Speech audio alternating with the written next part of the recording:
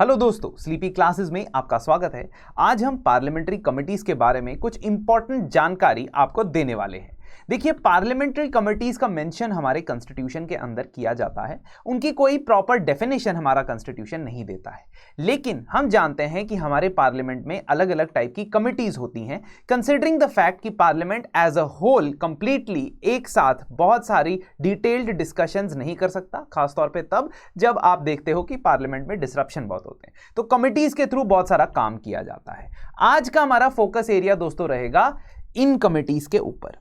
तो parliamentary committees में से फाइनेंशियल कमिटीज बहुत बार डिस्कस होती हैं, पब्लिक अकाउंट कमेटी डिस्कस होती है, एस्टिमेट्स कमेटी डिस्कस होती है, आपकी committee on public sector undertakings discuss होती हैं।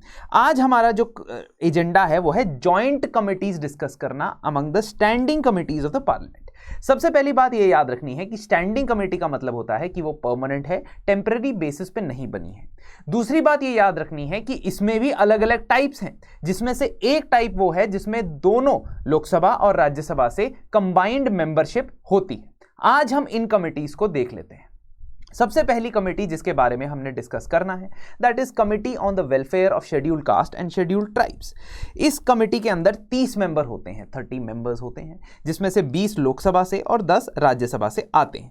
अब ये आते कैसे हैं? इनका इलेक्शन होता है। So from amongst the members of Rajya Sabha and Lok Sabha there is an election that is held, और उस इलेक्शन के अंदर प्रोपोर्शनल रिप्रेजेंटेशन, पीआर का मतलब proportional representation with single transferable vote. President का इलेक्शन पड़ा है ना, बिल्कुल उसी तरीके से यहां पे इलेक्शन होता है। और जिन पार्टीज की रिप्रेजेंटेशन जिस प्रोपोर्शन में है पूरी लोकसभा में, उसी प्रोपोर्शन में लोकसभा की कमेटी में भी के मेंबर्स भी इसमें आएंगे। So 20 from Lok Sabha, 10 from Rajya Sabha, they are elected. Chairperson जो है वो स्पीकर इनमें से किसी एक को अपॉइंट कर देते हैं। इस कमेटी के अंदर मिनिस्टर एलिजिबल नहीं होते हैं। तो ये फैक्चुअल इंफॉर्मेशन आपने याद रखनी है। सबसे पहली कमेटी SC/ST की welfare committee, end of course जो भी national commission of scheduled caste scheduled tribes की रिपोर्ट्स होगी उसे ये डिस्कस करेगा और रिकमेंडेशंस प्रोवाइड करेगा। Committee on empowerment of women, women empowerment की कमेटी भी एक जॉइंट कमेटी है जिसमें 30 मेंबर होते हैं, same as last, 20 from Lok Sabha, 10 from Rajya Sabha. The only difference is that the members are not elected, they are nominated. तो लोकसभा के मेंबर्स को लोकसभा के स्पीकर नॉमिनेट करते हैं, राज्यसभा के मेंबर्स को राज्यसभा के चेयरमैन नॉमिनेट करते हैं। 1 साल के लिए नॉमिनेट करते हैं और बार बार ये आते रहते हैं। Committee remains the same, members will change. Chairperson कौन अपॉइंट करते हैं? स्पीकर। तो स्पीकर हमेशा प्रायोरिटी में रहते हैं in case of Rajya Sabha chairman. तीसरी जॉइंट कमेटी है ऑफिस ऑफ प्रॉफिट को लेकर। हमारे कॉन्स्टिट्यूशन का आर्टिकल नंबर 102 ये कहता है कि अगर कोई MP office of profit hold करता है तो उसे डिस्क्वालीफाई कर दिया जाएगा।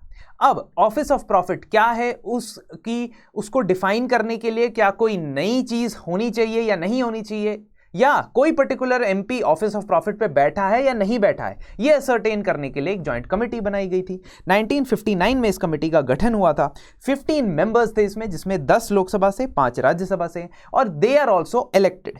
तो ये डिफरेंस जरूर याद रखना, जहां मेंबर्स नॉमिनेटेड है याद रखना है, जहां मेंबर्स इलेक्टेड है याद रखना है। यहां पे भी चेयरपर्सन जो है वो इन मेंबर्स में से कोई एक आपस में ये लोग अपॉइंट कर लेते हैं। Actually Speaker will appoint the chairperson in this case. Similarly, there is a joint committee on salaries and allowances of the MPs. ये कमेटी ऐसी खास कमेटी है जो रिपोर्ट नहीं बनाती। It does not give any report on the table of the house. It just tells you the rules or the regulations that conduct the salaries and allowances.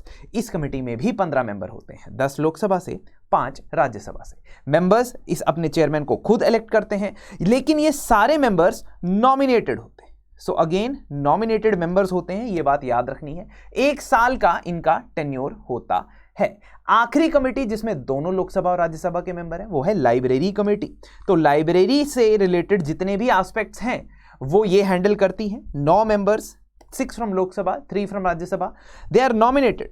तो लोकसभा से speaker, Rajya Sabha से chairman nominate करते हैं इनके members को, और chairperson को speaker appoint करते हैं। तो दोस्तों इस तरीके से हमने 5 कमिटीज पढ़ ली हैं, schedule caste, schedule tribe, women, allowances और salaries, office of profit and library. तो ये 5 कमेटी जरूर याद कर लीजिएगा। साथ ही साथ अगर आप स्लीपी क्लासेस के किसी भी कोर्स पे एनरोल करते हैं और 20% ऑफ डिस्काउंट आपको चाहिए तो प्रीलिम्स 2023 कोड का इस्तेमाल करें। This code is applicable for all courses of 2023 prelims.